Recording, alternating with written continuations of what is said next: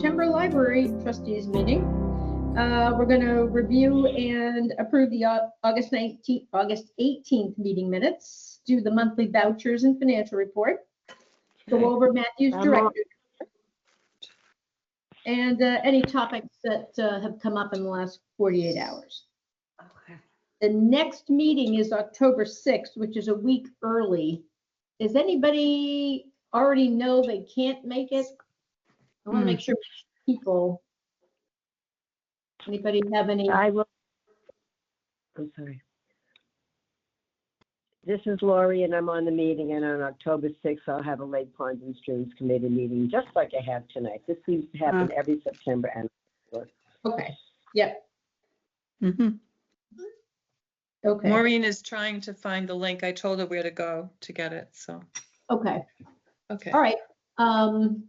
Well, if you find that you can't make the October 6th meeting, let me know, because I want to make sure we have enough people. Okay. why are you having it so early? The holiday, Monday, the next Monday is pick your holiday name, October. So, it's a holiday. Mm-hmm. So we brought it in a week. Is there any chance we could go to the following week instead of the previous week? I could put a poll out and see if anybody, you know, if there's anything pressing. I mean, I agree 3 weeks between meetings is, you know, kind of short. I already know I can't make the following week. Okay. Oh. Which is, Yeah, I can't make the week after Indigenous Peoples Day. I can't. okay. All right. Yeah. What I might do is put out one of those Outlook polls and see what we've got and Okay. see who can make what meeting. All right. What about the week after? That's what we were just saying, yeah. Oh, Well, the week after the holiday is, I mean, 2 weeks, the 20th. Oh, no, whatever. no, that's a week after. The 2 weeks after Okay. is the 27th, and we might as well just skip the Oh. meeting. So, Okay, yeah. yeah, so we don't have a lot of choices. But I'll see who can make it on the 20th, who can make it on the 6th, and see if we've got, hi, Joe. See if we've got a quorum. Mm-hmm. Okay, all right, the meeting minutes from August 18th. Does anybody have any feedback for Charlotte that they haven't already communicated to her? They look fine to me. Mm-hmm. I had something and I sent to Charlotte already. Yep. Okay. And what is that? Just so we know what it is. Well, what it was is, I don't have the minutes in front of me, but Okay. one of the headlines towards the bottom of the meeting was optional donations, that we'd had that discussion. Oh, yeah.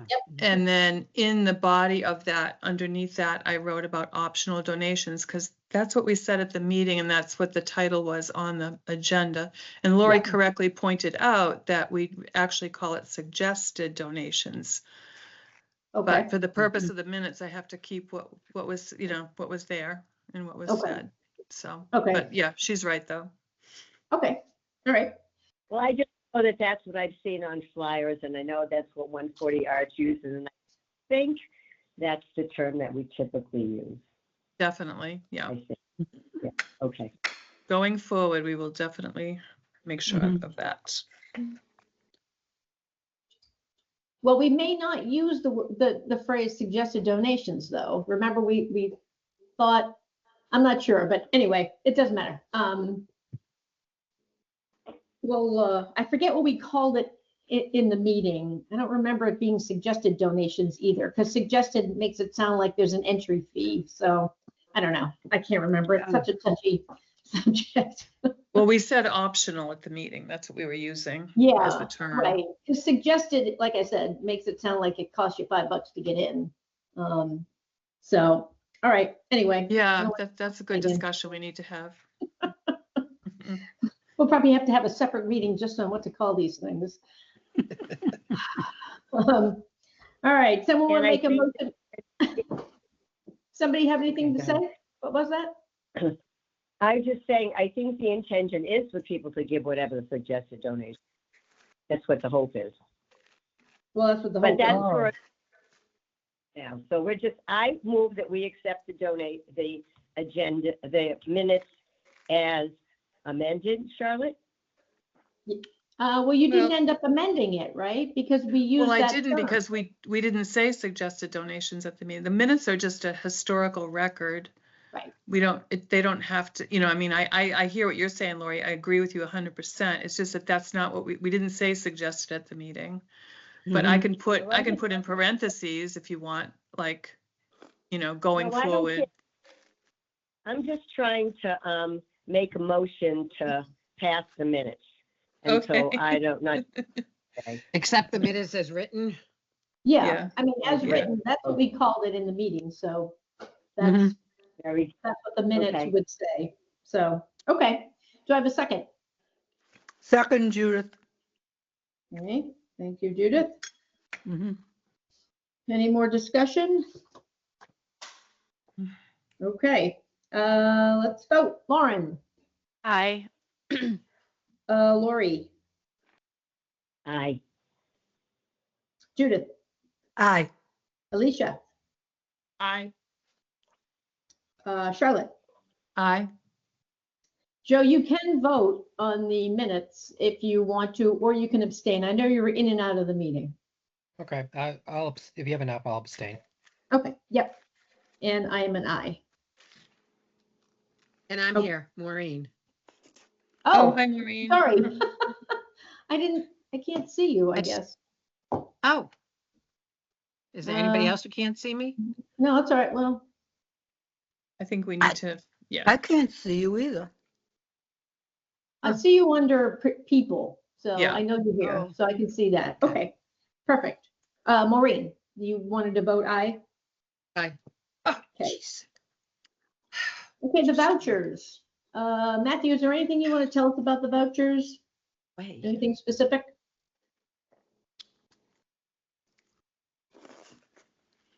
I You said don't right. think so. Just taking a look at the financial report. No, this month was pretty straightforward.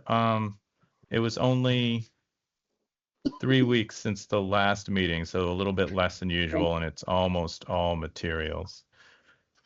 Okay. All right, does anybody have any questions for Matthew on the vouchers? Anybody want to make a motion then on the vouchers? Make a motion. Make a motion to approve the vouchers. Lauren? Lauren, thank you. I second. Alicia, all right. Any other questions, feedback? Okay. Joe,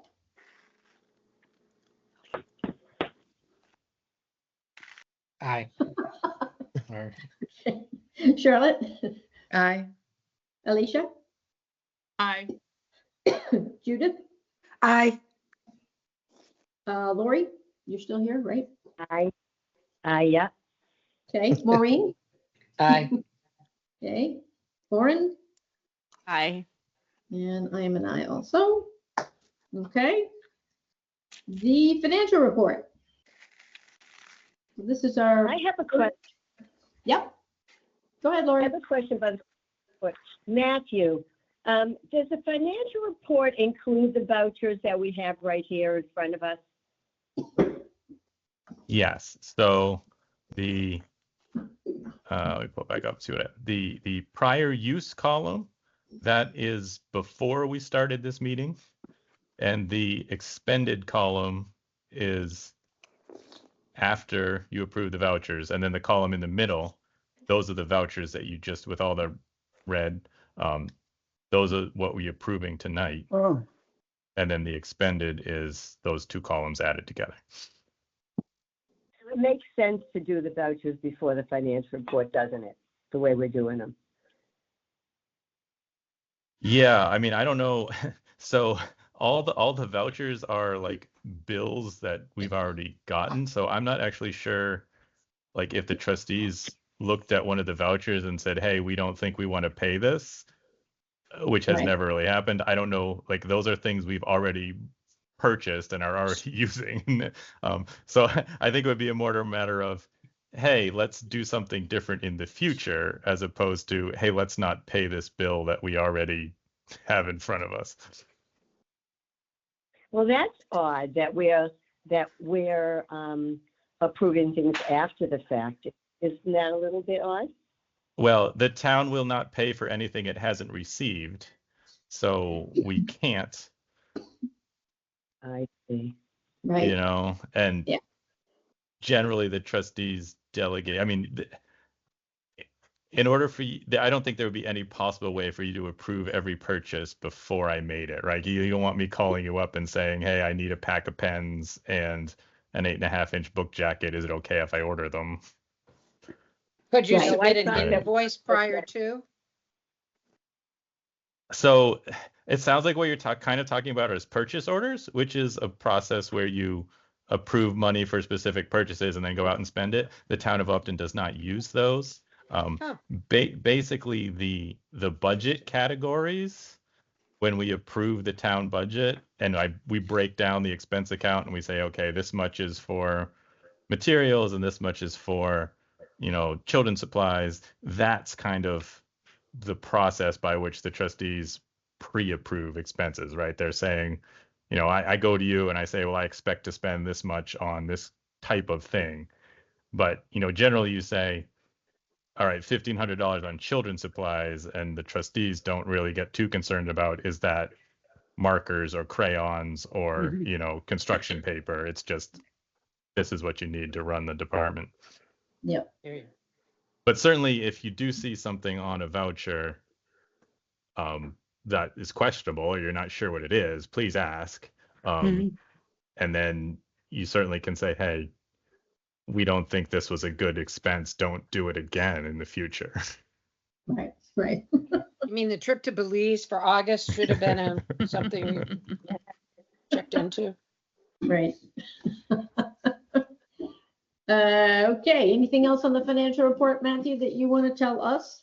I did actually notice while I was reviewing it, I realized I didn't update the 2 revenue accounts. So it looks like there was no revolving fund or passport fees revenue this month. That's not true. I just Oh. forgot to update those lines on the Okay. form. So Okay.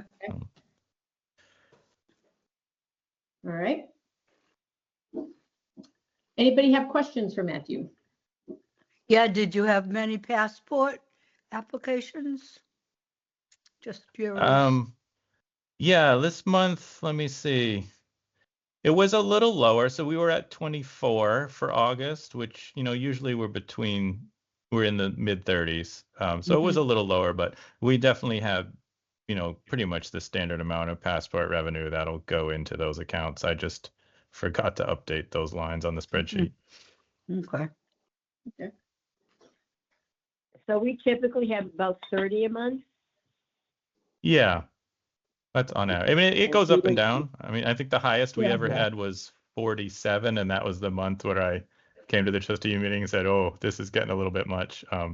Since then, we've been, last month was 34, 32, something like that. So that's 15 hours for you and 15 hours for Michaela. I'm sorry, I didn't catch that. Is that about 15 hours for you and 15 hours for Michaela?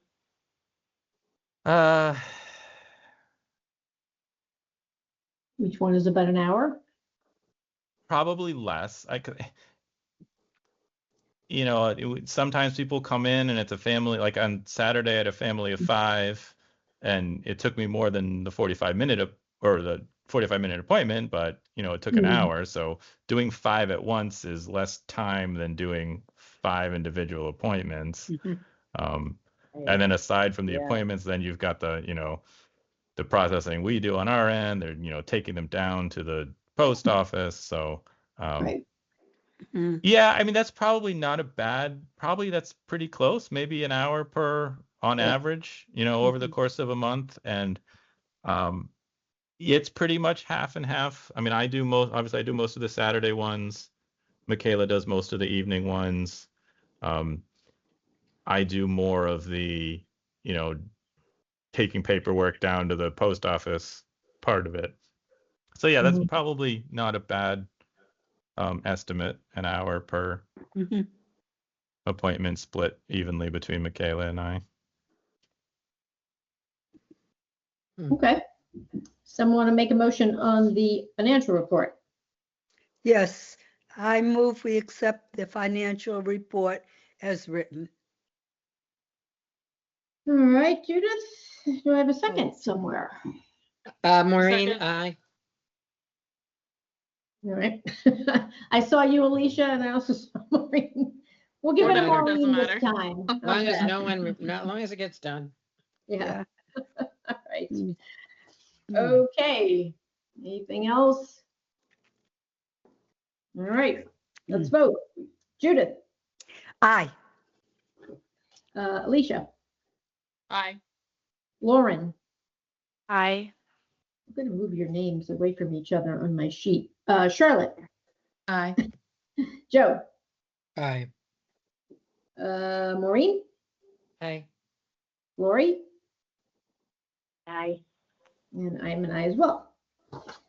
Okay. We're moving along quickly. Good. Yeah, exactly. All right, so next is the director's report.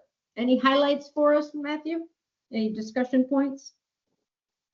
Yeah, so I was happy with circulation. Obviously, we're down from July. July is always the highest month, but we're 12% over August of last year, which is, we've been pretty consistently about 10% higher than last year, which is nice. I'd love to see that.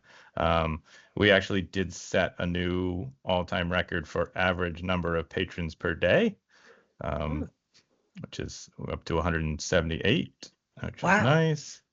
Man. Um, Everything else pretty standard. We're seeing the standard pattern for programs. You'll see the number of special events will start going down a little bit because it's summer. A lot of those are related to the summer program. We did I have. just want to say, can I say one quick thing? Is that not only do we have more average people coming, but people stay at our library a long time. Some people come in just to get something and go out, but a lot of people stay and hang out and spend a lot of time, and I think that's unusual, and I think it's pretty wonderful. Mm. Yeah, 170 people seems pretty good for a small town library. I mean, the library's not small, but the town, is pretty small. 178 people a day seems pretty good for traffic. Yeah. Yeah, Okay, thanks, anything else, Laurie. Matthew? Oh yeah, the I wanted top. to mention there were a couple birthday parties, private parties in the building. The trustees had asked me at one point to sort of track those. We Yep. went a couple months without having any, and then in August there were 3 in the classroom, and those all tend to be. It's all like 3 to 5-year-olds, and they have 10 friends, and they go in the classroom, and they go on the playground. So it's pretty low effort for us, and they've all done a good job cleaning up. So that I think the level of usage we're at is sustainable. There was a concern at one point, when we were getting lots of these things, that it was going to take a lot of staff time, but I think we're okay now. And obviously, any discussion about modifying the room use policies for the building is on hold until we have a new town manager, and then presumably the new town manager will want to get to know the town a little bit before he proposes or she proposes any changes. So I think we're kind of stuck with the policy we have for at least the next year. Do you think the classroom is underutilized, Matthew? Overall? Yes, I say of all the rooms, Okay. the classroom is the one that has the most capacity that's not being used. Okay. Study rooms get a lot of use. The great room is constantly booked. We actually was talking with Leanne today. We're actually struggling to find times when we can hold daytime library programs because the great room is almost always occupied by some event or another. Conference room gets a lot of use. Yeah. So of anything, the classroom is, we use it 2 Saturdays a month. We use it in, a couple mornings, couple evenings. But if someone asks me about space and I think it could fit in the classroom, I usually tell them that's their best bet because it's got the most availability right now. Is great Are room most of the mostly- activities related to the senior center for the great room, I mean? In the gray room, yes, yeah. Okay. They have it. They usually have a morning and an afternoon program in there every day. Okay. Are there any ideas as to why the classroom is underutilized that you might have? Well, it's too big for one, right? If one or two people come in, they want one of the study rooms. Yeah. And we use it for library programs. That's where most library programs are held. But if we have 15 hours of programming a week, that still leaves 39 hours when we're not in there. Right. What I would say is it doesn't feel to me like it's underutilized. It feels to me like the great room is overutilized. Mhm. And you want to have some space you have available to people. You don't want everything booked all the time, right? Like we needed a meeting room today. That room was available. I knew that Fuse had a meeting there this morning. So we need some space to be available. Hmm. Or we need Yeah. I'm not sure. Yeah. Like, there's not an advantage in purposely keeping a room empty, Right. right? Just in case someone wants. So Yeah. I guess I'd say I'd be happy if they Yeah. were all booked all the time. But then we'd have, you have the other problem of, someone can never use it. I think if we ever got to the point where all the rooms were booked all the time, and then we'd have to start we've been very generous with recurring reservations, like the Yarn Tales group. They're a wonderful group. They do a great job, but they've just sort of had the classroom on every Tuesday night since we opened the building, which is fine right now, but I could Yeah. see in the if stuff was getting booked all the time, that's what I'd kind of look at as maybe, maybe the recurring programs get limited somehow, so other groups get a chance. But we're not at that point yet. Right. Can we advertise the classroom availability? I don't know, on our website or through social media that it's available for whatever it's available for? Yeah, that's a good thought. It's not. I'm just thinking of, I kind of have these little filler. Whenever I have a hole in my publicity, I usually fill it with like museum passes or, printing and scanning or something like that. But yeah, we could add room use. I don't want to suddenly have 10 private parties in there No. for a sure. month, but certainly Yep. for the nonprofit groups and the small meetings. Right. Right. We got, neighborhood interest groups and, the pickleball club and things like that. Like, I love to see those kind of groups in there because it Right. feels like that sort of local community building is exactly why we Yeah. built the building. Yeah, I agree with that. Okay. Matthew, are you feeling like you would like to use the great room more if you could? Yeah,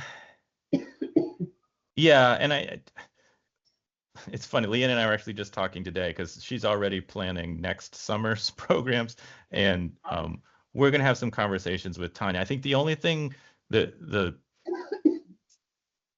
the thing that Leanne and I feel sometimes we're lacking is daytime large group programs, right? We can have the great room in the evening pretty much whenever we want it. Right. But finding spots in the morning, we do music and movement over there twice a month. So they kind of carved out that Monday morning slot is available for the library. But, Leanne was looking at, a music event she wanted to do on a Wednesday morning during, after school was out. And it's just like, unless Tanya is willing to either move or reschedule some of the senior center programs. But it's not, I think we'll start with a conversation with Tanya and see what we can do. I know Right. I think that's fair, yeah. So, Yeah, I Maybe also you think could- it's wouldn't fair want- to be more available during the summer when kids are out of school. mhm. For sure. Maybe you can give us an update, You know- Matthew, as things go along, after you've Yeah. talked to Tanya, and just kind of give us an update when you have them. yeah, I think we've done well, Tanya and I have, Mhm. with sort of making sure space is available that benefits both groups. And, they use the classroom for some of their, Yes. things that don't need to be in the great room that are a little smaller. If you've only got 10 people in a meeting, the classroom is perfectly fine. But I'm very sensitive to, when the building was designed, there was a lot of concern that because the library tended to be a little bigger and, had a little more activity, there was a concern that the seniors wouldn't have a space that felt designed for them. That was a big concern during the Remember building design. So I do tend to give them priority for the great room. And it usually works out because most of the time they're doing, like I said, morning and afternoon programs, and we're doing our things, in the evenings.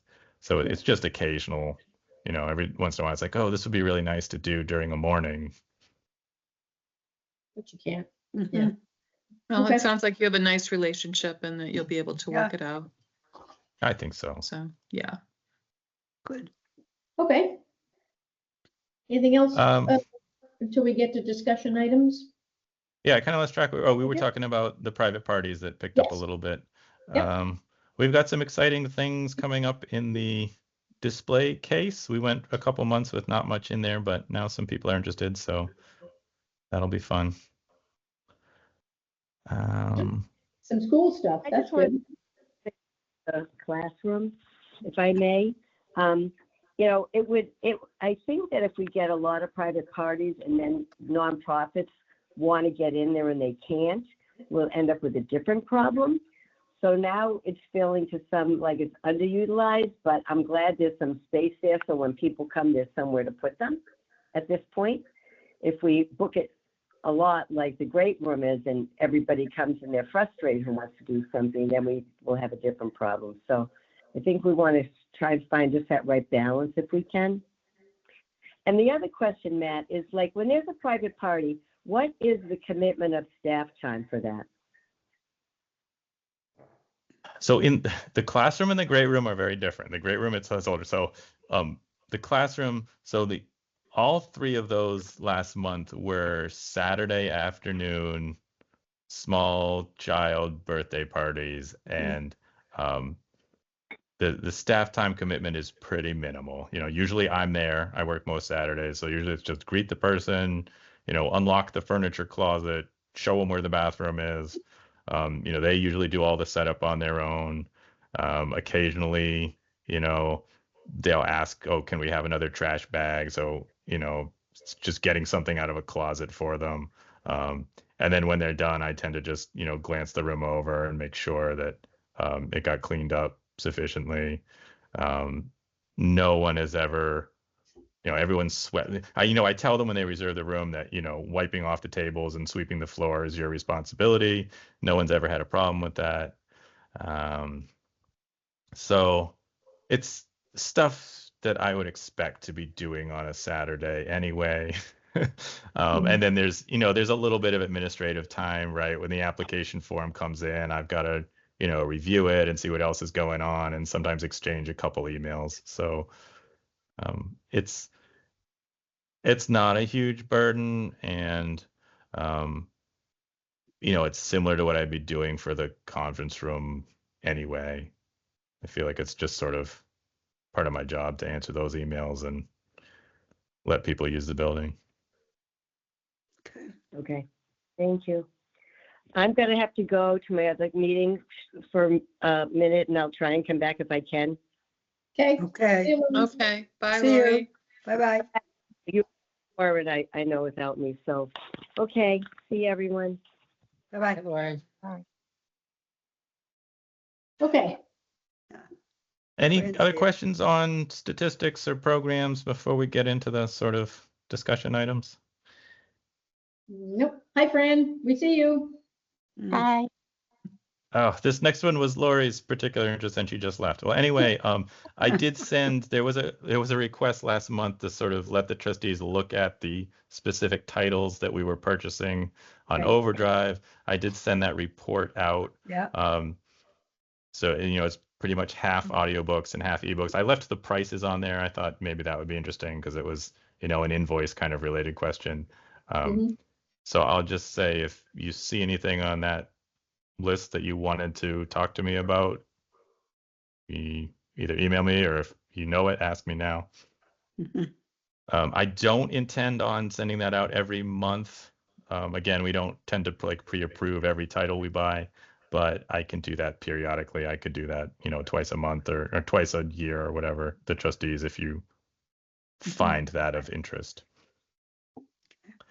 Okay.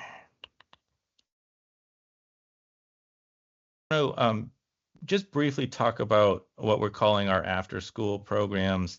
So this is the chess club, the gaming club, the crafting club. If you've been watching the attendance numbers on those, they're not great. We're seeing 2s and 3s. Every once in a while, we'll get a 6 or a 7 at one of those. So these programs, again, this is the evolution of, we had what we just called teen hangout time, and that wasn't going great. So we sort of lowered the age range and focused it on topics. We've done this for, it might have been 6 months by now. But anyway, Leanne and Michaela and I talked, and we want to do another adjustment to see what we're getting. So basically what we noticed is we're getting younger kids, and they're coming a little later. We used to start these things at 3, thinking they'd come down right after school. We were doing 3 to 5, and we'd be seeing, no one showed up until the second half of the program, because these are all kind of drop-in things. So what we want to do, what we're going to do starting October, is instead of, sort of forcing them to be high school programs and not having anyone show up, we're just going to go ahead and accept the fact that they're going to be middle school programs, and we're going to lower the age range. Actually, we're going all the way down to, so I guess elementary school programs. We're going all the way down to ages 5 to 14. It was 8 to 16 before, and we were getting parents saying, hey, my 6-year-old is really interested in chess. Can he come? And we'd have to say, well, no, we can't really. It's not designed for that. So we're going to go ahead and we're going to do ages 5 to 14, and we're going to change the time to 4 to 6, and we're only going to meet on Tuesdays. So it's going to be a once a week thing instead of a twice a week thing. It makes the advertising super easy. We can just say, the first Tuesday of each month is chess, the second Tuesday is gaming, the third Tuesday is crafting, the fourth Tuesday is Magic the Gathering. And we keep the times consistent and everything. So we're going to start that in October and see how it goes. And hopefully we get more people coming to the Tuesday program than trying to spread them across Tuesday and Thursday. Great. Yeah, smart. Yeah, we think it's good. The only problem is we really want to have teen programs, and every time we try to do a teen program, the people that want to come are the younger kids, and the program ends up turning into a younger kid thing. So Direct it where you've got the interest. I mean, there's not a lot for middle school kids also, I think. Right. Yeah. Could be wrong, but. Yeah, and we're finding that the teenagers that do come down, they want to go sit in a study room and do something. They want to sit at the counters. They don't want to be in an organized library program. They want to just do whatever they have to do and have their own life. Yeah. The libraries that have really great, I hear from libraries that are like, oh yeah, we have 50 teens a day come down. Wow. It's usually the ones that are right, they're located right next to the high school, and as soon as school gets out, the kids just walk over. And then they have their own sets of problems. Usually those libraries are more about, how do I deal with all these behavior problems, Right. with the the bored teenagers that have nowhere else to go. But do those libraries, do they actually have activities that these teens, that it's convenient that they're going to, or they're just hanging out and talking? I think it's a mix. Libraries that are in that situation that have that demand and have a really strong teen program. I mean, a lot of them have teen librarians, and they have a special teen room that might be only open certain hours. So I think it's a combination of both organized events and just how do we keep these bored teenagers from destroying the library? Well, but if you don't have the demand, then you go to who is interested. So, Sure. Good. Okay. All right, so that's coming up starting in Holidays. October. mhm. All right, holiday schedule, and this I'm actually going to ask for a vote eventually from the trustees. I did post the next couple months worth of official town paid holidays, and what I'd like to discuss is Friday, December 26th. That's the day after Christmas. That is not a paid town holiday. Typically, we are open the day after Christmas, but Christmas hasn't been a Thursday in a while, I don't think. So what I wanted to suggest to the trustees is that you vote to close the library services on Friday, December 26th. It would be an unpaid closure. So, staff that work 40 hours a week would have to decide, do they want to take a vacation day? Do they want to do comp time somewhere else? What do they want to do? Obviously hourly staff just wouldn't get paid, they wouldn't have shifts. But I'm not we could certainly staff it. Like, I haven't had people come to me and say, hey, I don't want to work the day after Christmas, but I think it will be fairly slow, and it might be a nice gesture to the staff to say, Yeah. Yeah. I certainly I do like being open the Saturdays, the Saturday after Thanksgiving and the Saturday that's closest to Christmas. I like being open Saturdays because there's a lot of people that's the only day of the week they can come. Mhm. Okay. Have you discussed it with any of the staff, Matthew? As to No, what they prefer? Oh, okay. no, I sort of I wanted to see. I didn't want to like start any rumors around the staff and then have the trustees yeah. not like the idea and then go back and say, oh yeah, sorry, you got to work anyway. Yeah, I hear you. We do have some hourly employees that are eager to get as many hours as possible. So the staff that are in that position, I'll try to find, other work or other hours that we can give them, so it's not a financial hardship to anyone. And we couldn't stay open with those people that are looking for hours, right? Because we need there or. I mean, there's no requirement that a full-timer has to be there. Like I said, if you guys think we should be open, I don't think it would be difficult to find staff willing to work. I also think it's going to be kind of a slow day. We don't have children's programs the week of Christmas, so it would be pretty slow anyway. Anybody have an opinion one way or the other? Yeah, I I think if do. it's- I think it's a good idea to be closed. If it's a slow day, a lot of people go away. They're not running to the library for any reason. Joe? Yeah. You had I was just something? saying, if the employees seem to be happy about having the day off, why not be That's- able to give them something? And if it helps the bottom line as well, that we could use that fund somewhere else, maybe down the road, Yeah. Does that save us any money, Matthew? Well, it would just be if the hourly employees that don't work. Okay. And honestly, to get through the summer, I've been scheduling more hours than we actually budgeted for, with the assumption that some people are going to take some vacation later on. So I'm actually kind of looking for ways to, I don't want to get to, April and suddenly have to say, oh, we're going to have to cut everyone's hours by 2 hours a week in order to make the budget work. Right. Every year we end up with a lot of extra, so I'm not super worried. I'm a little nervous that I know I'm over budgeting my hours, but the summer was so Mhm. busy that we had to. Right. Okay. So, any other discussion? Someone want to make a motion?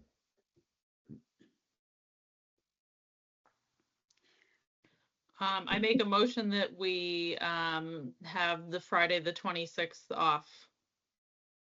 Okay. Someone want to second that? Second, Judith. Okay.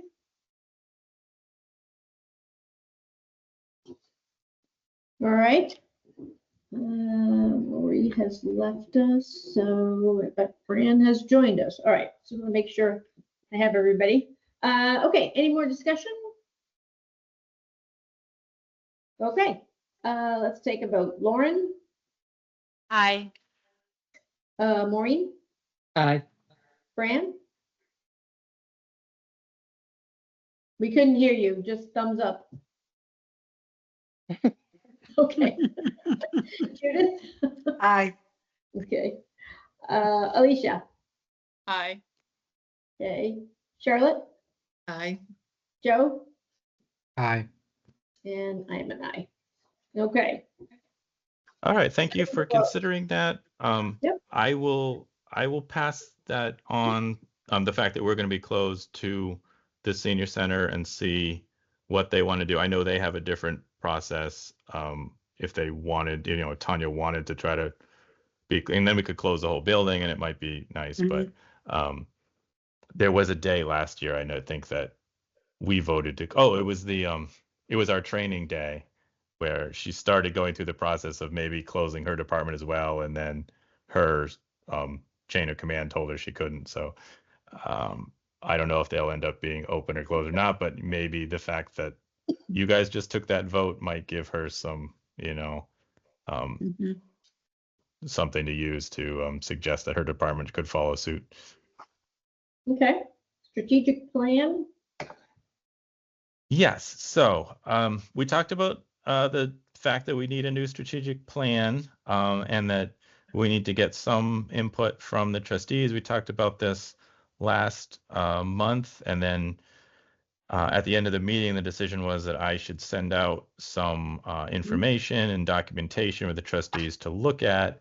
And at that point, my thinking was kind of like, oh, the trustees would just kind of have an internal discussion and then just sort of pick the service roles or the priorities themselves. And as I started digging into the sample plans on the MBLC, I don't know if you got to look at those, but some of them are really nice. I mean, our last one was just kind of a boring blob of text, and the modern plans, they look pretty nice. They've got some graphics and they're a little fun. They seem a little more useful. But I did notice that almost all of them included some sort of needs assessment that got input from the community, and it wasn't just a solely internal document. Obviously, doing that process adds a lot more time. We're already 2 years behind on this thing. It adds more time and adds more effort. So I wanted to bring that back to the trustees and see. I guess the fundamental question is, do you want to go the fast way and just kind of have an internal process and get this thing done? It'll still be useful, right? It'll still guide us over the next couple years. Or do you feel like you want to invest the time and effort in getting some sort of community feedback? And I certainly don't think some of these libraries, hire a consultant to do this stuff for them. I certainly don't think we need to do that.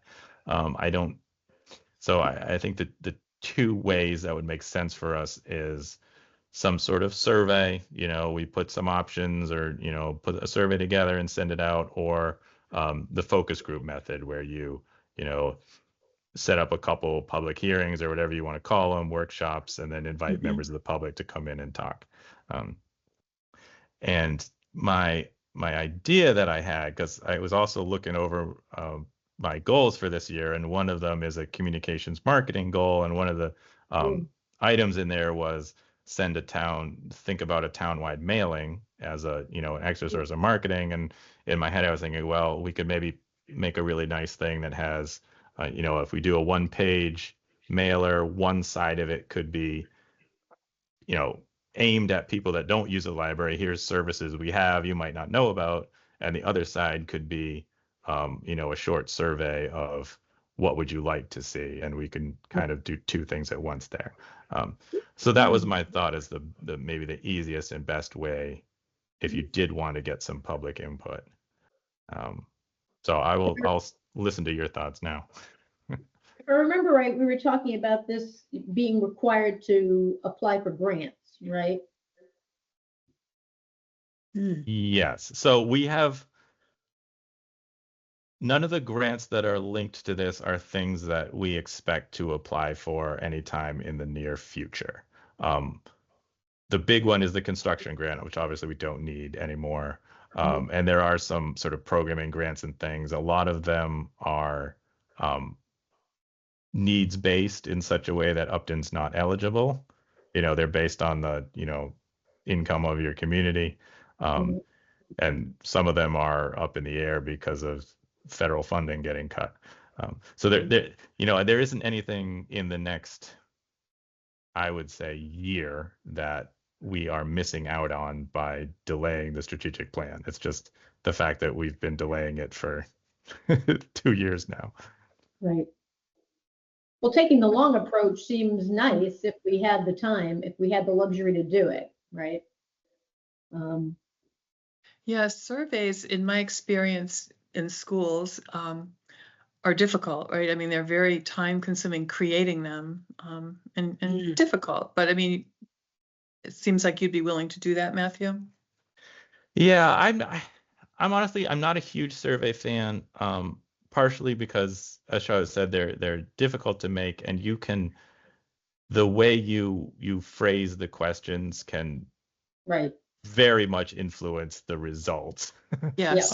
And secondly, I hate gathering input and then not doing anything with it. So if I do a survey, I want it to be on something that I'm definitely going to change my course of action based on the information I get. I don't want it to just be, we did it just to say we did it, and then we're going to do whatever we were going to do anyway. Yeah. So if I haven't given this a lot of thought, but my first thought is the best way to go might be just sort of a list of services, and people could sort of check off which ones are most important to them. We did that kind of style in some of the library, you know, building project planning, and that seemed better to me than, you know, some of these surveys where it's like, would you come to, you know, baby story time, or, you know, do we want more of this? You know, it's easy to check off and say, you know, if you really just say, oh, here's, you know, 10 things the library could be doing, which ones are most important to you? And that's, and then, you know, you can always That's leave some people like to have a spot to fill stuff in. So you can always put a general, you know, is there Yeah. anything else, any other feedback for the library? And just, Yeah. Matthew, I mean, Maureen, we can't hear you. You're muted. Not yet. How would this be sent to people? so Would it be paper, what email? I'm picturing is, you know, we've talked about a townwide mailing, and that's something you can do. You worked with the post office, and they'll send a copy to every, you know, mailing address in the town. The other thing we have done, we did once in the past for the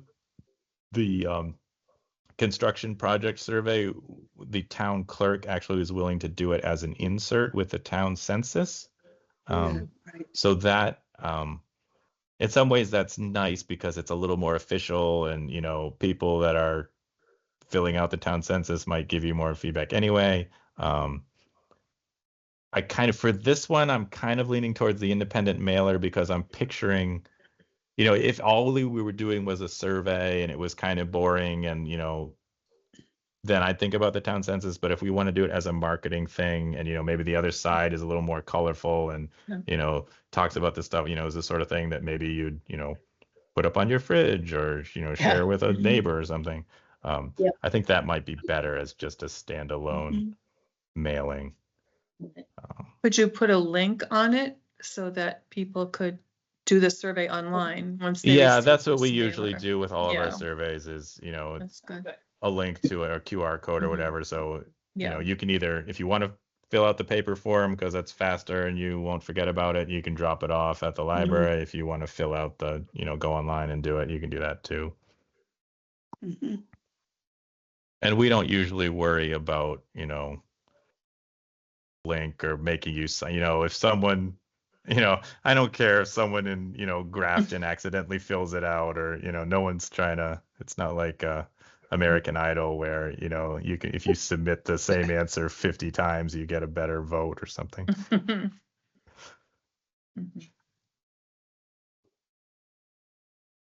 Anyone else have an opinion they want to share? So would that be in lieu of focus groups? So would you kind of do both? We could do both. My concern with focus groups is you tend to hear from the people you're already hearing from, right? Because, if I put something on the town website that says library focus group forming, I think I'm only going to reach people that are already interested in town government and, so if the trustees think that that's useful and important, we certainly could. I know a lot of libraries do the focus groups. But I think to me, the most valuable answers will be from people that aren't currently using the library. And I think a town-wide mailing is probably the Mhm. most effective way we have of reaching those people. Yeah. I agree with that. Yeah. Most of my pictures. What time frame are you looking at for this? Well, I mean, the census goes out in January if we want to try to piggyback on that. And I think that's probably, even if we don't do the census, if we just do a townwide meeting, I think that's probably reasonable. I mean, you don't want to be sending this thing out around Thanksgiving, Christmas, because, just mailing during those times is crazy. I don't think I could have this ready by the beginning of November. So I would say end of January is probably about when I could be prepared to send this out. And then if we want to wait until the first week of February because we don't want to conflict with something else, we could. But it definitely will delay the strategic planning process by, 4 months, 4 or 5 months. Because then, if we send this thing out, then probably at our February meeting, I can come back to you with the results. And then we're going to have the same discussion. Okay, now we have survey results. Now the trustees have to look at those and pick the goals. Right. Or Yeah. we could just pick the goals next month and not have a survey.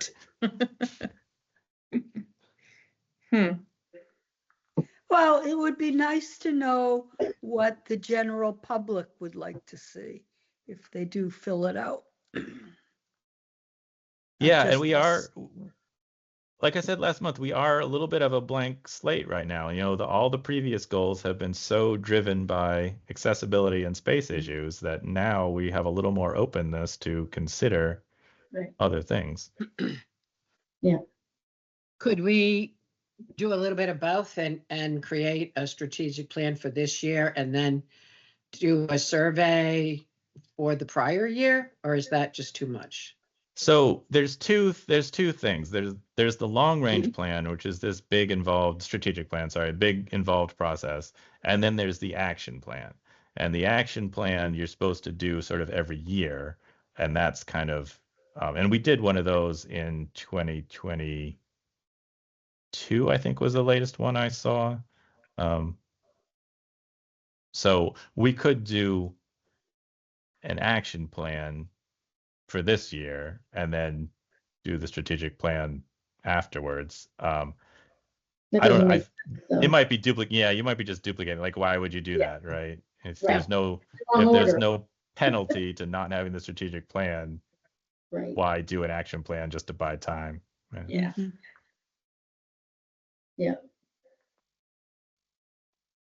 Lauren, Alicia, Joe, any feedback from you guys? Any opinion? I feel like I'd like to see it in the census. Go out with the census. Yeah. Okay, Yeah, I like the survey idea. The other ones I looked at all had done surveys but they had done like flat, in their mailers and the newspapers, online surveys. So I think that definitely needs to be done. okay. All right. Joe, any issues with doing a survey? No, I second their opinion. That sounds, like you said, to get more views would be nice. Yeah, I think so. And a little bit of marketing, a little publicity, Mhm. some feedback. So Yeah. I think it would be a good idea. Since if there was something we were looking to get a grant for, I'd say, well, maybe we should, do something for now and then do the survey. But if there's nothing really we're going to be applying for, then we might as well take the time and, Mhm. get the survey in and come up with some plans based on that. Is a process then that Matthew creates the survey and we look at it, or does Matthew just do it all? No, I'd like to see it. Mhm. Yeah, I'll certainly get some feedback from the trustees. Probably the first step would be just some sort of draft survey questions, get some input from the trustees on that. I won't bother asking Amelia to help me make it look pretty until we like what the content is. Mhm. Right. Uh, Can I go? So, Alicia, you had mentioned you thought it would be better off going with the in the town census if we can. Is that just you think people will take it more seriously? And, if we did a standalone mailer, it would just end up getting tossed in the recycling? Is that what your Yeah, thought I was? think that because sometimes it ends up getting like, depending on who's delivering, it just gets like shoved in with the junk mail. People aren't going to recognize it. If it's in with the census, I think it's taken more seriously. And if we could print it on like another colored paper besides white, that'd be even awesome. Like, I don't know, better. Yeah. I don't know. Yeah. I think Okay. stand out. Let me Yeah. talk to it's actually the town clerk who has control over the census mailings. And we were actually, when we did that survey for the library construction project, that kind of set a precedent. I think we were the first ones to ever send something else in the census, and then one or two groups have done it since.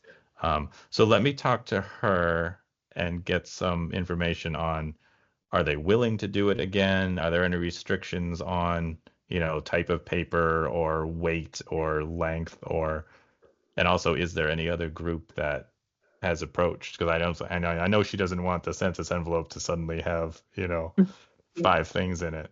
Right. So let me get some information on what the town clerk thinks is possible, and then I'll bring that information, and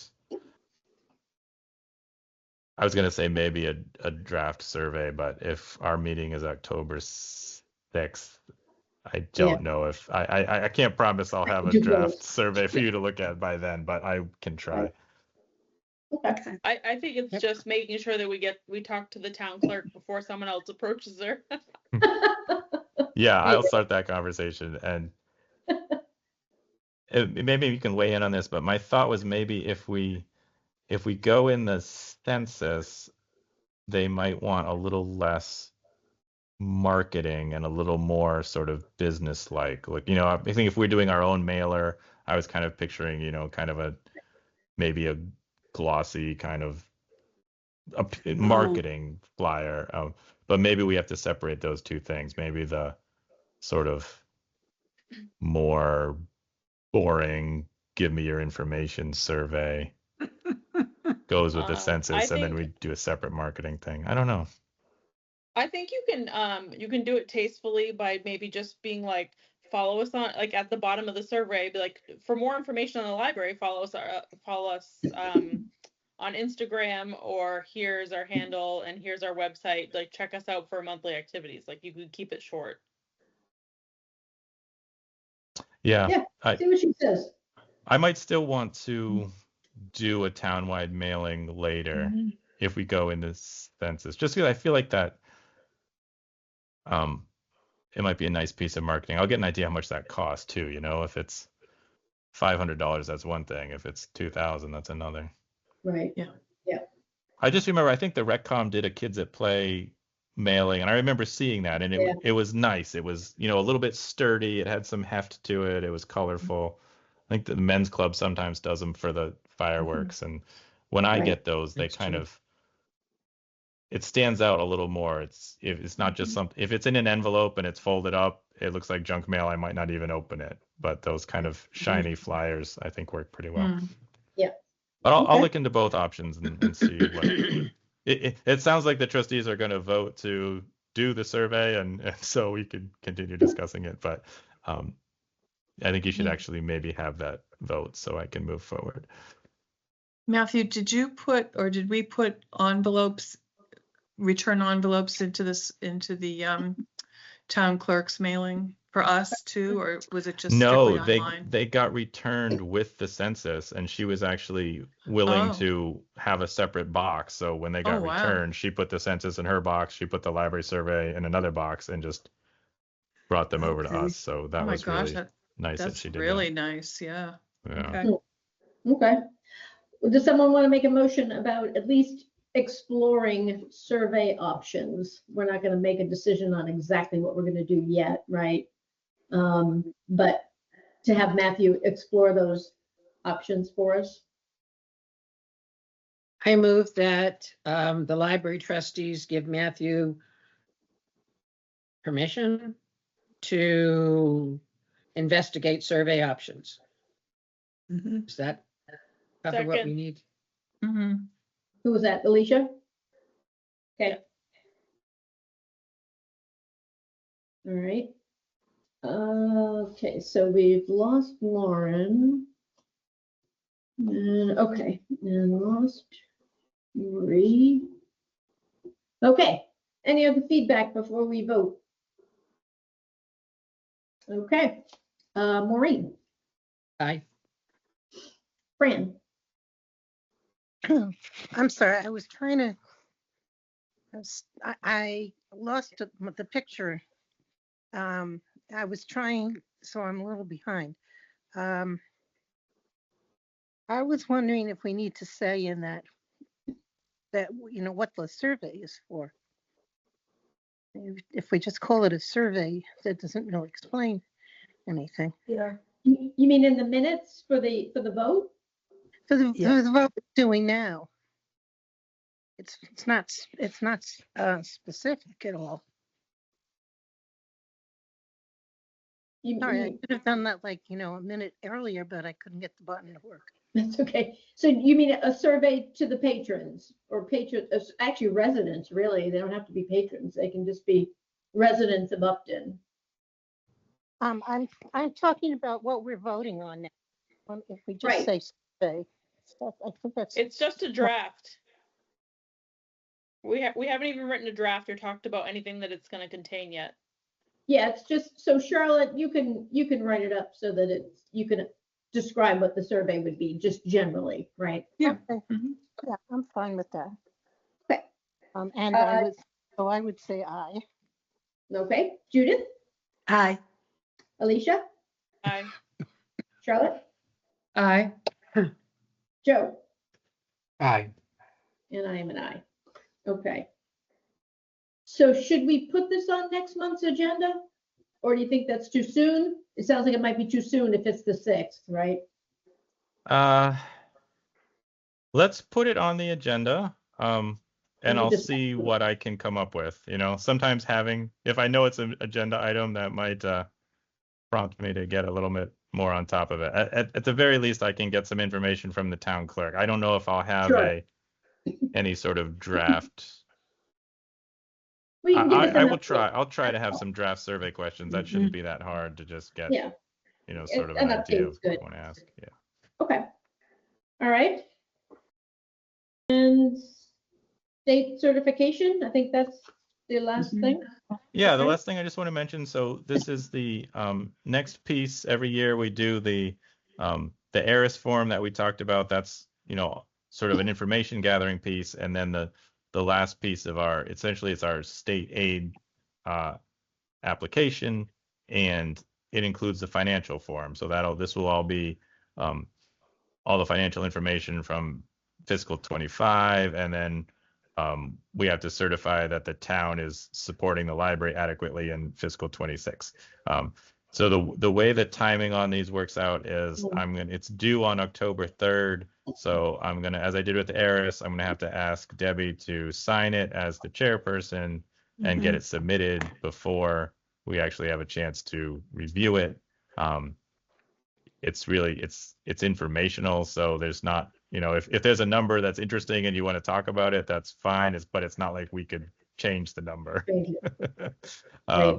And usually, like I said in my report, usually the financial report is not as interesting as the Eris report. But this year, actually, I realized when the town did that reclassification thing and they did a supplemental wage appropriation, that actually affects our financials. And I had a few weeks of panic because if that supplemental appropriation had counted as a part of our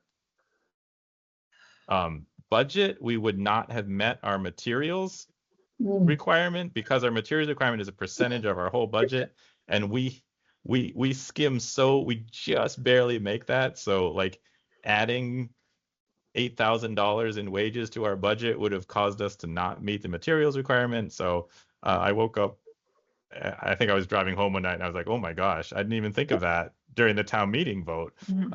But I was able to contact the MBLC, and because the MBLC really tries to work with libraries. They are not they don't play gotcha, they're not trying to punish people.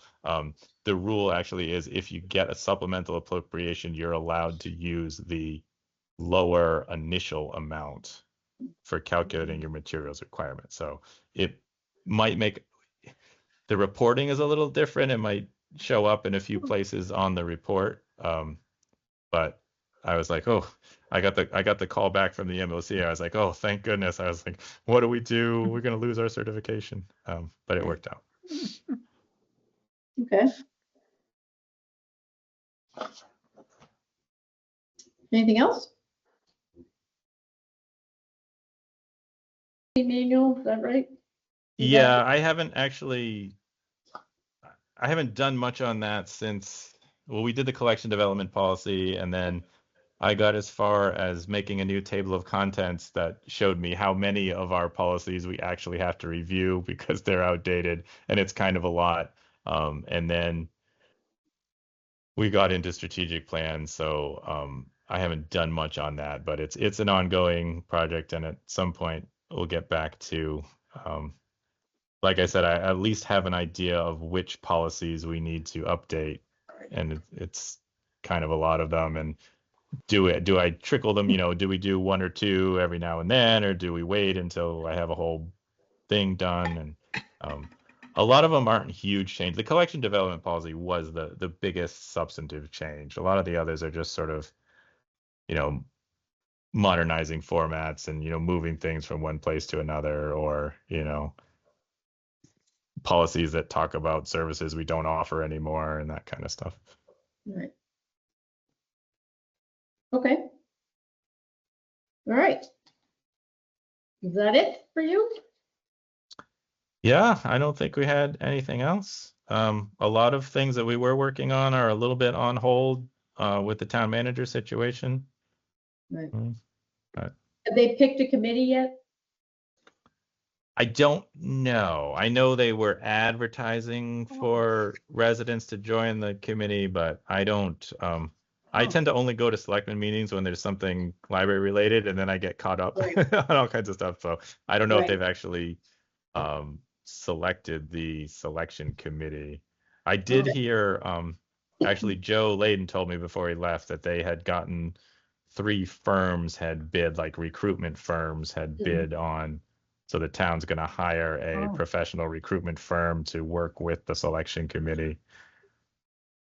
Right. Okay. All right. Elisa, would you like to add anything to the meeting?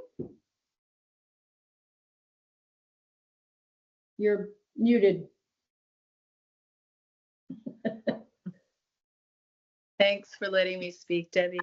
Yeah, we have our Heritage Day book sale coming up September 27th on Saturday. So you all are invited, which would be lots of fun. And I'm also, I'm glad that you're going to be talking about the wording for suggested donations versus optional donations, because we're in a bit of a pickle because we're seriously underutilized at this point as fundraisers.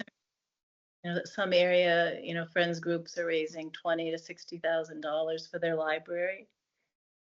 And so we right now are currently just doing the 2 book sales and the bookshelf. We would love to sponsor and get donations for some programs and events, but we really can't do those without the library support. So I'm glad you're going to be discussing this. Matthew is part of that. I'm not sure how you word the passport payment, and I'm not sure how you word the essential oil class that Michaela was going to ask to be funded. But I think that's a good part of the discussion. So we'll wait. We have our first Friends meeting this Thursday night, September 11th. Everyone's always invited. And I would love to find out from you all what your policy will be about the wording, because we would love to do what the Friends of the Senior Center are doing and charge a nominal fee for some events or classes. But right now we can't. So thank you. Thank you very much for considering that. We appreciate that and all the support. Yeah, we had a fairly lengthy discussion at our last meeting, trying to figure out a way to do it, but not have somebody with a cash register at the door saying suggested donation, but you know, there's the cash register right there, meaning you gotta give the $5 to get in. So we're trying to figure out the best way to do it, that it's not too strong, but also gives people an opportunity to make a donation. Clearly. Sure. And we're not a very strong arm group. We're actually pretty gentle. So even if somebody walked by the table and didn't even look at us, we would be, oh yeah, enjoy, come in and have fun. So thank you for considering, because it is a bit of a pickle, and frankly, I'm a bit jealous talking to our other area friends groups and hearing that they have amassed such a large amount that they can then use on library programs, because that's our whole mission. So our whole mission is to give back to you all and to the library. So, and I know Matthew, you're working hard to give added support with the publicity and the help. So I really appreciate that. We're very grateful at the Friends. So thank you. Okay. Yeah, I mean, I think our discussion was heading in the direction that you want, Lisa. It's just a matter of, really trying to figure out, I don't know, the way that the best way for us to be comfortable to do it, but also achieve the goal that you have, and that we have. Obviously, we want more money. So, right. Yeah, more money, more programs, more funds. Right. Yeah. Right. Better programs. Yeah. For sure. So I think we're heading in that direction. It's just sort of, I don't know. It's been a little tricky trying to figure out the best way to do it. So. I can brush your face. Yes. Okay. Sure. Thank you. Anything else? Okay. Debbie, could I comment on that discussion? I think as we go forward, it'll be important to be clear what is a fundraiser and what is a program. And our discussion about, suggested donations or admission fees, that's where they kind of blur. But something that's purely a fundraiser might not need to be a program, and it might have very different implementation. Yeah. And I talked to Tanya a lot about, as she's forging her relationship with, Fuse is kind of new and they're still figuring out what they're going to do and, what the parameters are. And I know Fuse is doing things that are just fundraisers and not programs, whether it's, I see they're selling T-shirts and things like that. So I Okay. think that's where it's, is it a program, or is it, a program that you charge admission for? I think a fundraiser should be something that brings in more money than it costs. And I don't know you'll ever get to that point with, if you do a program and you take $5 at the door, sure, you're offsetting the costs, but that's not going to generate revenue, right? I could be wrong. Maybe there's a very successful program, but I can't think of anything that we've done or the RecCom has done that brings in more money than it Mhm. costs. Yeah. Book sale doesn't. That's a very good point, Matthew. And our mission, in our mission statement is not only fundraising, but friend raising, which includes goodwill for the community, parties, that kind of thing. And I know that Fuse did charge for their ice cream social. That was very well attended. They had a wait list for that because I couldn't get in. So yeah, but I think it's all really good discussion, very rich discussion. As a taxpayer in Upton, my big thing is I just want to raise more money so we can keep doing excellent programs without extra cost. So Mhm. Yeah, Elise, are you- I Oh, don't go ahead. think Fuse, again, I'll double check with Tanya, but I don't think Fuse has ever actually run a program. They've just supported senior center programs.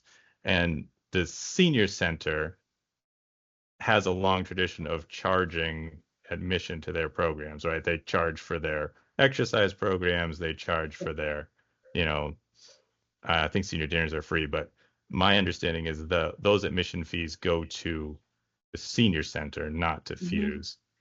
Right. right. But then historically, libraries have been free. So I think that's a large Yeah. part of it, like, Exactly. And more libraries, it's my understanding, are starting to charge, a nominal fee. But yeah, it's a very Oh. rich discussion, very important. Okay. All right, anything else? Nope. All right, we are adjourned at 7:51, Charlotte.